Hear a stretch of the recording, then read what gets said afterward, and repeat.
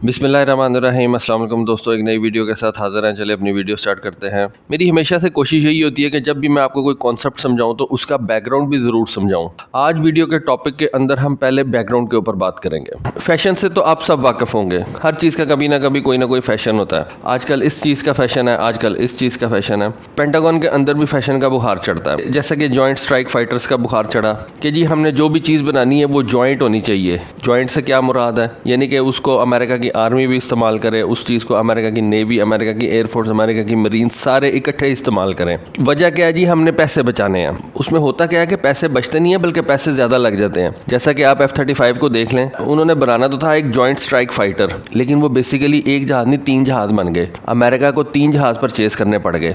Pentagon वाले खुश हैं कि जी हमने एक जॉइंट स्ट्राइक फाइटर बना लिया है। बेसिकली वो जॉइंट स्ट्राइक फाइटर नहीं है, वो 3 जहाज़ अलग-अलग हैं। इस तरह शायद आपको पता हो, एक बड़ी मशहूर गाड़ी है हमवी, हमर उसको कहते थे। आर्नल्ड ने भी उसको परचेज किया था। जब वो आई थी तो बड़ी मशहूर हुई थी, देखने में बड़ी अजीब लगती थी। आर्मर पर्सनल कैरियर आप उसको कह लें, ट्रूप्स कैरियर आप उसको कह लें, यूटिलिटी व्हीकल थी, किसी भी काम के लिए आप उसको इस्तेमाल कर सकते थे। उसके ऊपर आप तोप भी रख सकते थे, एंटी टैंक वेपन भी रख सकते थे, उसके ऊपर आप सरफेस टू एयर मिसाइल भी रख सकते थे। जिस कंपनी ने हमर बनाई थी उसने इसको मिलिट्री को भी सेल किया, उसने इसको नॉर्मल पब्लिक को भी सेल किया। वो जो हमर थी वो बड़ी ज़बरदस्त गाड़ी थी, लेकिन फिर पेंटागन ने सोचा कि हमें एक जॉइंट गाड़ी चाहिए जो कि तमाम फोर्सेज जो हैं उसको इस्तेमाल करें।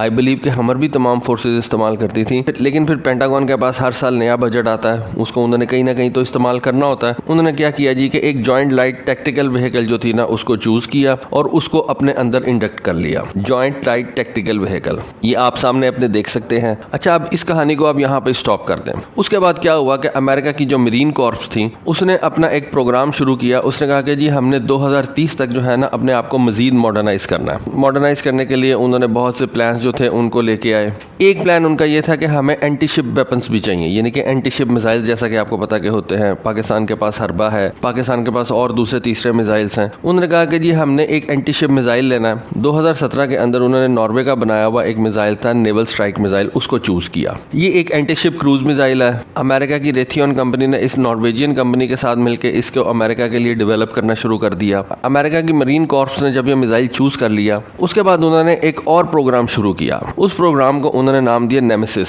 अब यही मेरा ख्याल से मैं इसको पढ़ सकता हूँ, नेमेसिस।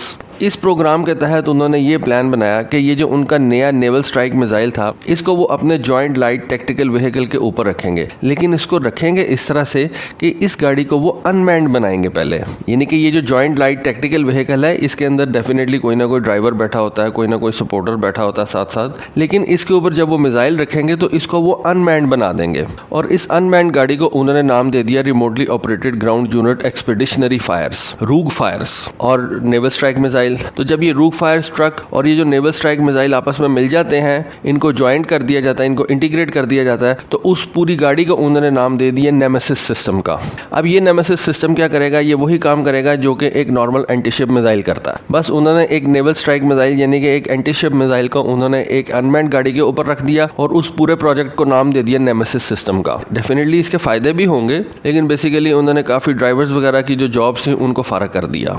खैर, इसमें ना सिर्फ ड्राइवर्स की जॉब्स फ़ारग होती है बल्कि ऑपरेटर्स की जॉब्स भी फ़ारग होती हैं, क्योंकि ये वाला जो सिस्टम है नेमेसिस सिस्टम, ये ऑटोनोमसली जो है वो ऑपरेट करता है। अब इसके बारे में अमेरिकन मरीन कॉर्प्स ने ये नहीं बताया कि ये कितना ज़्यादा ऑटोनोमस है, यानी कि क्या ये जो नेमेसिस सिस्टम है ये खुद से मिसाइल फायर कर सकता है, या फिर ये कि इसके नज़दीक किसी भी ऑपरेटर का होना ज़रूरी है जो इसको रिमोट कंट्रोल से जो है इस गाड़ी को ऑपरेट करता है, या ये गाड़ी खुद से ऑटोनोमसली जो है वो इसके अंदर फीड कर दिया जाता है कि आप इस जगह पे जाके खड़े हो जाएं और आपको अगर कोई दुश्मन का शिप नज़र आता है, डेफिनेटली इसके ऊपर सेंसर्स भी लगे होंगे, तो उस दुश्मन के शिप के ऊपर आप उसको आइडेंटिफाई करें, उसके बाद उसके ऊपर आप ये मिसाइल फायर कर दें। लेकिन इतनी ज़्यादा ऑटोनॉमी अभी मेरा नहीं ख्याल कि इस नेमेसिस सिस्टम को दी गई होगी। डेफिनेटली इसके ऊपर कोई ना कोई ओवरवॉच ज़रूर होगी, कोई ऑफिसर इसको ज़रूर ओवरवॉच कर रहा होगा जो कि इसकी परफॉर्मेंस भी देख रहा होगा और इसके टैक्टिकल ऑपरेशन को भी नोट कर रहा होगा। अब ये जो नेवल स्ट्राइक मिसाइल है इसके बेसिकली 2 वर्जन है, एक एंटीशिप वर्जन है, दूसरा इसका लैंड अटैक वर्जन है। नॉर्वे ने इसको बनाया और इस वक्त इस मिसाइल को Norway, Poland, Malaysia Russia, America और जर्मनी इस्तेमाल कर रहे हैं। ये एक हाई सबसोनिक मिसाइल है,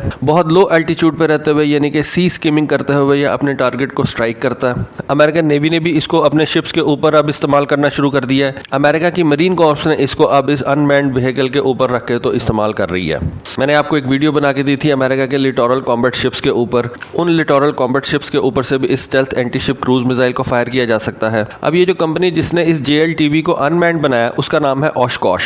ये कंपनी 2014 से अमेरिकन मिलिट्री के लिए अनमैन्ड व्हीकल्स जो है उनको बना रही है। अनमैन्ड ग्राउंड व्हीकल्स यानी कि ये जो नॉर्मल ट्रक्स होते हैं उनको ये कन्वर्ट करती है अनमैन्ड व्हीकल्स के अंदर। और इसका सबसे पहला इस्तेमाल जो है वो ये अमेरिकन मरीन कॉर्प्स ने किया है। उन्होंने अपना ये जो नेमेसिस सिस्टम है इसको उन्होंने इस अनमैन्ड व्हीकल के ऊपर रखा है। अमेरिकन आर्मी भी एक अनमैन्ड लॉन्चर जो है वो बना रही है। अमेरिकन आर्मी का एक प्रोग्राम है जिसके तहत वो अपना एक प्रिसीजन स्ट्राइक मिसाइल बना रही है। अमेरिकन आर्मी का भी यही ख्याल है कि वो इस प्रिसीजन स्ट्राइक मिसाइल को एक अनमैन्ड लॉन्चर के ऊपर रखेगी और उसको आने वाले दिनों के अंदर कॉम्बैट के अंदर इस्तेमाल करेगी।